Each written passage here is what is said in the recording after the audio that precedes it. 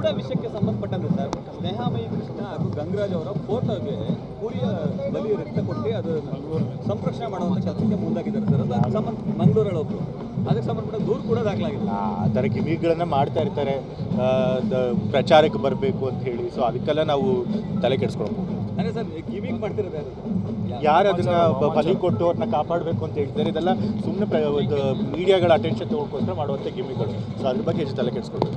ಇಡಿ ತನಿಖೆ ಆಗ್ತಿದೆ ಸರ್. ಇಡಿನಲ್ಲಿ ಸಾಕಷ್ಟು ವಿಚಾರಗಳು, ಗಂಭೀರವಾದ ವಿಚಾರಗಳನ್ನ ಪ್ರಸ್ತಾಪ ಮಾಡಿದ್ದಾರೆ ಅನ್ನೋ ಥರ ಮಾತುಗಳು. ಈಗ ಇಡಿ ಅವರು ದುರುದ್ದೇಶ ಪ್ರೇರಿತವಾಗಿ ಅವರು ಆವಾಗ ಸ್ಟೇಟ್ಮೆಂಟ್ಗಳನ್ನು ಕೊಡ್ತಿರ್ತಾರೆ. ಯಾವಾಗ ಜಡ್ಜ್ಮೆಂಟ್ ಬರುತ್ತೆ ಅಂತ ಹೇಳುತ್ತೋ ಅವಾಗೆಲ್ಲ ಇದ್ರ ಹಿಂದಿನ ದಿವಸ ಈ ರೀತಿ ಸ್ಟೇಟ್ಮೆಂಟ್ಗಳನ್ನು ಕೊಡ್ತಾ ಇರ್ತಾರೆ.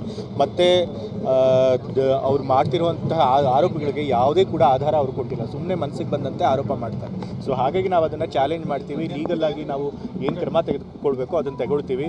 ಸೊ ಇಡಿ ಅವರು ನಿಷ್ಪಕ್ಷಪಾತವಾಗಿ ತನಿಖೆ ಮಾಡಲ್ಲ ಅಂತ ಇಡೀ ದೇಶಕ್ಕೆ ಗೊತ್ತು. ಹಾಗಾಗಿ ಅದ್ರ ಬಗ್ಗೆ ತಲೆ ಕೆಡಿಸ್ಕೊಳ್ತೀವಿ. ಅಂದರೆ ಕೇಂದ್ರ ಕೈಗೊಂಬೆ ಕೆಲಸ ಖಂಡಿತ ಹೌದು. ಇವತ್ತು ಎಲ್ಲ ಕೇಂದ್ರ ತನಿಖಾ ಸಂಸ್ಥೆಗಳು ಕೂಡ ಕೇಂದ್ರದ ಕೈಗೊಂಬೆ ಆಗಿದೆ. ಅವ್ರು ಯಾರು ಕೂಡ ನಿಷ್ಪಕ್ಷಪಾತವಾಗಿ ತನಿಖೆ ಮಾಡೋದಿಲ್ಲ. ರಾಜಕೀಯ ಪ್ರೇರಿತವಾಗಿ ಅವರು ಕೇಂದ್ರದ ಬಾಸ್ಗಳು ಏನು ಹೇಳ್ತಾರೆ ಅದನ್ನು ಅವರು ಫಾಲೋ ಮಾಡ್ತಾರೆ.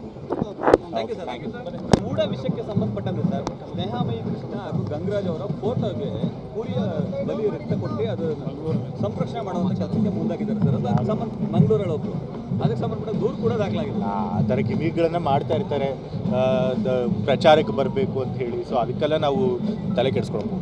ಅಂದರೆ ಸರ್ ಗಿಮಿಕ್ ಮಾಡ್ತಿರೋದು ಯಾರು ಅದನ್ನ ಬಲಿ ಕೊಟ್ಟು ಅವ್ರನ್ನ ಕಾಪಾಡಬೇಕು ಅಂತ ಹೇಳ್ತಾರೆ. ಇದೆಲ್ಲ ಸುಮ್ಮನೆ ಮೀಡಿಯಾಗಳ ಅಟೆನ್ಷನ್ ತಗೊಳ್ಕೋಸ್ಕರ ಮಾಡುವಂಥ ಗಿಮಿಕ್ಗಳು. ಸೊ ಅದ್ರ ಬಗ್ಗೆ ಹೆಚ್ಚು ತಲೆ ಕೆಡಿಸ್ಕೊಳ್ಬೇಕು.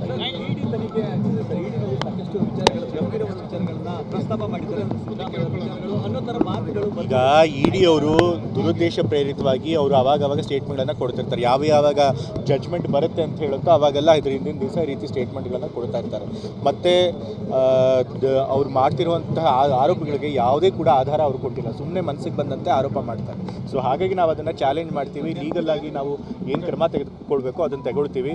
ಸೊ ಇಡಿ ಅವರು ನಿಷ್ಪಕ್ಷಪಾತವಾಗಿ ತನಿಖೆ ಮಾಡಲ್ಲ ಅಂತ ಇಡೀ ದೇಶಕ್ಕೆ ಗೊತ್ತು. ಹಾಗಾಗಿ ಅದ್ರ ಬಗ್ಗೆ ತಲೆ ಕೆಡಿಸ್ಕೊಳ್ತೀವಿ.